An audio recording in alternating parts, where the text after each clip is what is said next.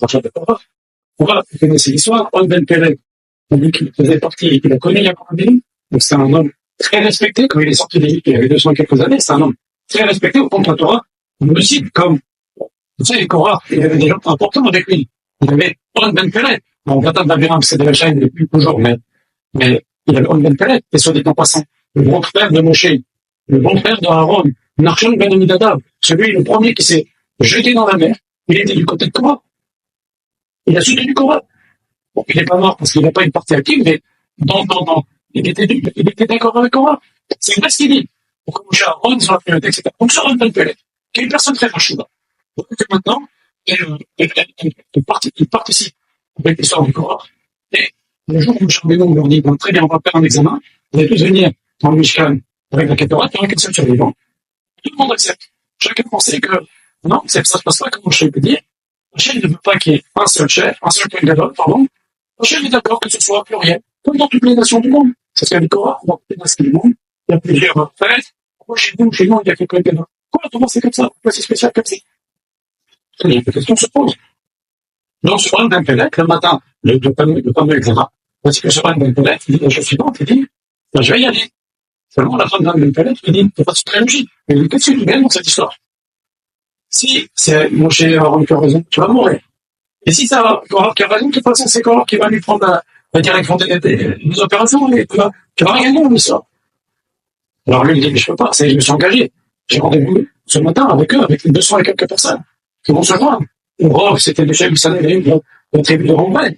C'est 250 chefs de Sanhedrin. C'est quand même des gens importants qui accompagnent Korah. Et l'un des plus importants, c'est ce Ben Peled. Super partie de dans cette histoire. Il dit, ah, ça va, je peux pas. Mais ce qui vient maintenant, ça va. Même si je pense que tu as raison, mais qu'est-ce que tu veux que je fasse? Sa femme, il est plus placée. Qu'est-ce qu'elle fait? Qu'est-ce qu'elle fait? Il lui dit, bois du vin, bois du vin, bois du vin, bois du vin, bois du vin.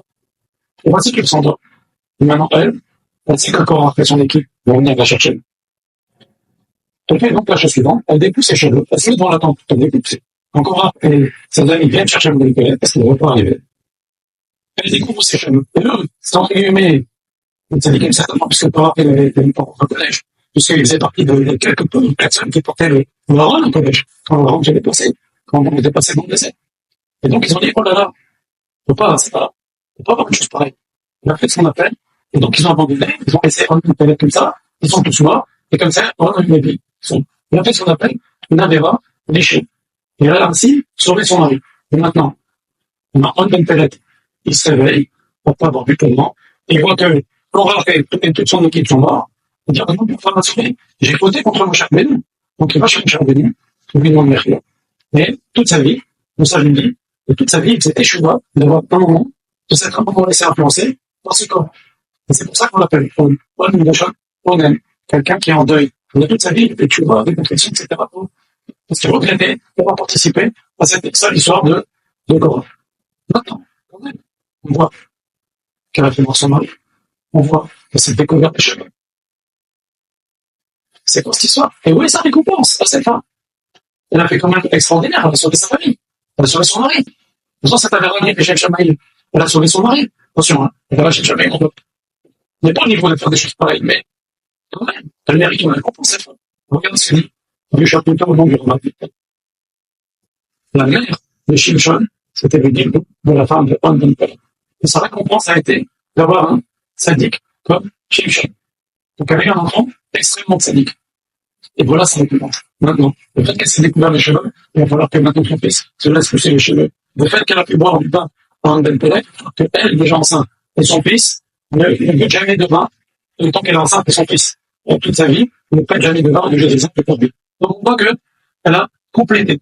Elle a complété ce que la femme d'On Ben Peled a fait. Et elle a eu donc un enfant, entre guillemets, facilement, beaucoup plus facilement. Que Hana, même si elle a été série, et elle a été gâtée. Pourquoi? Parce qu'elle était libre. Il y a des gens, on a des difficultés. Et ça se passe avec douleur. Il y a des gens pour lesquels, ils trouvent une échoua. Je connais des gens qui, au bout de 10 ans, ils ont eu du mal, ils ont souffert, au bout de 10 ans, la femme est tombée enceinte. Rabbi Meir Israël, donc, le Rabbi Israël, 17 ans de mariage, sans enfant. Kavodara, 10 ans, sans enfant. Et après, ils ont eu des enfants. Non? Il peut avoir une souffrance, quelque part. C'est peut-être le fait parce qu'elle a montré ses cheveux aussi. Mais, elle a été récompensée, elle a eu un enfant de sa vie. Donc vous voyez qu'il y a des événements qui se passent dans la vie, on ne comprend pas tout, on ne voit qu'une partie du film, mais les choses sont liées à la vie précédente. Et tout est hyper bien calculé par la cas d'aujourd'hui. Marloquette entre le père et la mère de Shimshon, avant que Shimshon ne naisse. Lui disait, c'est à cause de toi qu'on n'a pas d'enfant, c'est toi qui es stérile. Et elle lui disait, non, c'est toi qui es stérile. Et voici que l'ange dit à la mère de Shimshon, Madame, s'il te plaît, accepte que tu es stérile. Pourquoi il lui dit comme ça dans un langage s'il te plaît? Pourquoi il lui dit Inena at akara? Voici, s'il te plaît, accepte l'idée que tu es stérile. Parce qu'en fait, on apprend un grand moussard de ça. Quand il y a deux personnes qui se disputent, si tu vas voir la personne qui a raison et tu lui dis t'as raison, tu vas faire que renforcer la marloquette. Il va venir en disant voilà, un tel m'a dit, tel rab m'a dit, bon là c'était un ange, il m'a dit que j'ai raison. Donc il va faire encore plus d'histoire. Tandis que si tu vas voir la personne qui a tort et tu lui dis écoute, regarde, c'est toi qui as tort.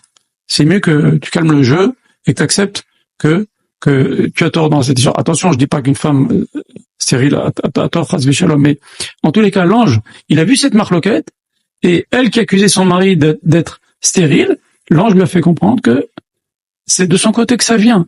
Chas v'shalom, elle avait pas tort, c'est pas de sa faute, mais c'est de son côté que ça vient. Et donc, c'est aussi un moussard que l'on apprend, c'est que on va voir la personne qui entre guillemets tort et on lui dit comprends, redresse la situation, redresse ta conduite, tu te trompes.